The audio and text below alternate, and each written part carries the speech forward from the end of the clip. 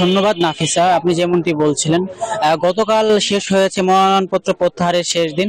আমরা দেখি যে 20 জন শিক্ষার্থী মনোনয়নপত্র প্রত্যাহার করে, কেন্দ্রীয় সংসদে 11 জন এবং হল সংসদে 9 জন প্রত্যাহার করে। এর সাথে নির্বাচন কমিশন চূড়ান্তভাবে 4 জনের মনোনয়নপত্র বাতিল করে। আজ চূড়ান্ত প্রার্থী তালিকা প্রকাশ করার কথা থাকলেও এখন পর্যন্ত করে নাই। আমরা যতটুকু জেনেছি যে বেলা 2টা নাগাদ তারা চূড়ান্ত মনোনয়নপত্র প্রত্যাহার যে প্রার্থী তালিকা সেটা প্রকাশ করবে। আর আমরা দেখছি যে নির্বাচনের কেন্দ্র করে শিক্ষার্থীদের মধ্যে উত্তেজনা কাজ করছে, শিক্ষার্থীরা আসছে। এরই মধ্যে 13টি প্যানেল হয়েছে, আজকেও একটি প্যানেল ঘোষণা করার কথা আছে বলে আমাদেরকে জানিয়েছেন। এই নির্বাচনকে নিয়ে শিক্ষার্থীদের মধ্যে একটা উৎসব মুখর পরিবেশ ক্যাম্পাস জুড়ে বিরাজ করছে আমরা দেখছি।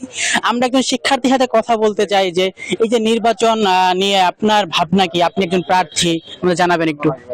দীর্ঘ 36 বছর পর চাকসু নির্বাচন হচ্ছে, আমাদের মাঝে একটা উৎসব মুখর আনন্দ কাজ করছে। আমরা আশা করি একটি সুষ্ঠু এবং গ্রহণযোগ্য নির্বাচন হবে এবং সকল শিক্ষার্থী তাদের প্রতিনিধি নির্বাচন করতে পারে সুষ্ঠু ভোটের মাধ্যমে। আগামী 15 অক্টোবর যে নির্বাচন, সেই নির্বাচন আদৌ কি হবে কিনা? আমরা আশাবাদী আগামী 15 তারিখ নির্বাচন হবে এবং শিক্ষার্থীরা তাদের ম্যান্ডেট প্রকাশ করবে।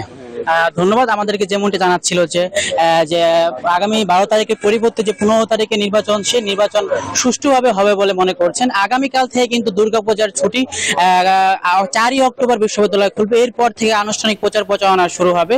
আগামী 15 অক্টোবর অনুষ্ঠিত হবে চাকসু নির্বাচন। নাফিসা, ধন্যবাদ তামিম। বান্ডেল থাকলে প্রতি সেনমানিতে টাকা বাঁচবে। বিকাশ সেনমানি বান্ডেল কিনে জিতুন প্রতি লেনদেনে। টানা 5ম দিনের মতো কর্মবিরতি পালন করছে জাতীয়তাবাদী দলের শিক্ষকরা। তারা বলছে যে তাদের কর্মসূচি অব্যাহত থাকবে 2 দফা দাবি আদায় না হওয়া পর্যন্ত। তবে অধিকাংশ শিক্ষক কর্মকর্তারা কিন্তু কর্মবিরতি প্রত্যাহার করেছেন। কর্মবিরতি প্রত্যাহার করা শিক্ষকরা ক্লাস পরীক্ষায় অংশ নিচ্ছেন বলে আমাদেরকে জানিয়েছেন। এর পাশাপাশি কর্মকর্তারাও প্রশাসনিক কার্যক্রমে অংশ নিচ্ছেন। তারা 7 দিনের আলটিমেটাম দিয়েছেন। এর মধ্যে যদি 2 দফা দাবি, উপাচার্যকে লাঞ্ছিত করার ঘটনায় জড়িতদের বিচার এবং পোষ্য কোটা পুনর্বহালের সিদ্ধান্ত স্থগিত করা হয়েছে, সেটি বাতিল করতে হবে। তবে বিএনপি মন্ত্রী শিক্ষকদের সঙ্গে আমরা কিছুক্ষণ আগে কথা বলেছি। তারা বলছেন যে তারা অভ্যন্তরীণ একটি বৈঠকে বসেছিলেন, সেখানে আলোচনা হয়েছে। এখন তারা উপাচার্যের সঙ্গে বসবেন, সেখানে তাদের দাবি দেওয়া জানাবেন। উপাচার্যের সাথে বৈঠকের পরেই তারা জানাতে পারবেন যে তাদের কর্মসূচি অব্যাহত থাকবে নাকি চলবে।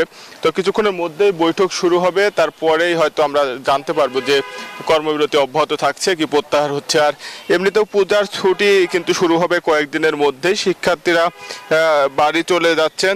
তারা বলছেন যে রাকসু নির্বাচনের যে আমেজ, সেটিও এখন আর ক্যাম্পাসে নেই।